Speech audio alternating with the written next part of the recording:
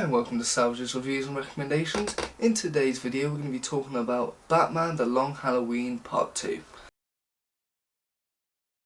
So, catching up from where we left off from Part 1, the New Year's coming and Bruce Wayne is now under the spell of Poison Ivy and signing over documents to the Falcone family. As this happens, we see that the Holiday Killer is getting away with his murders without Batman's intuition and investigation. It's not until Catwoman catches wind and saves Bruce, and then as soon as this happens, Batman gets back into action and attempts to stop Scarecrow from escaping Arkham until he is attacked by him with his poisonous gas, and he relives his parents' murder during this entire hallucinative state. As that happens, and whilst Bruce is under this spell by Poison Ivy, both Dent and Gordon are still investigating the Holiday Killer, who struck 3 more times. The first being on Valentine's Day, the second being on St. Patrick's Day, and the third being on April Fool's Day. Now, after Batman returns and catches up, the Holiday Killer goes after the opposition of the Falcone family and murders and assassinates Luigi Maroni, one of the head members of the Maroni family.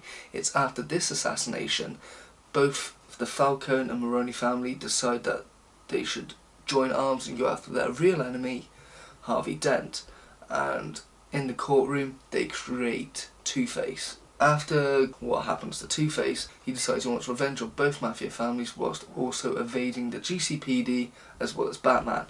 Now, I did enjoy this particular animated film, but it does have its critiques. The first being that you have to watch the entire post-credit scene of the previous one to fully understand how Bruce got into this predicament of being under Poison Ivy's spell. The second is Batman struggles to be alone. Now, it's understandable in the beginning of this film that Bruce has just come out of this spell under Poison Ivy, so he's still in this weak mind. He's still getting used to being back to normal. So I can understand how he gets taken down easily by Scarecrow and Mad Hatter. But then the rest of the film, it seems like he cannot do things without Catwoman, who seems to be his guardian angel. Seems to be a guardian angel for a lot of characters actually, but particularly Batman. And it's odd, as I always saw it's the other way around, at least from the point of view in comics and games. And the one last thing that kind of bothered me is throughout the first half of the film, they try and pinpoint that Harvey Dent is the Holiday Killer, and it's not until he becomes Two-Face that he is, then he isn't, and then he admits he is, but then he really isn't. It's just kind of like... So yeah, overall it was a nice watch, but I preferred the first part rather than the second, and with that in mind I give it a 7.5 out of 10.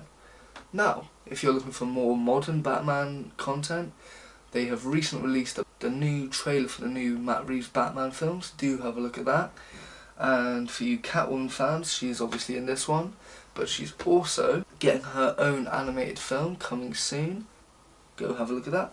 I hope you enjoy, and yeah.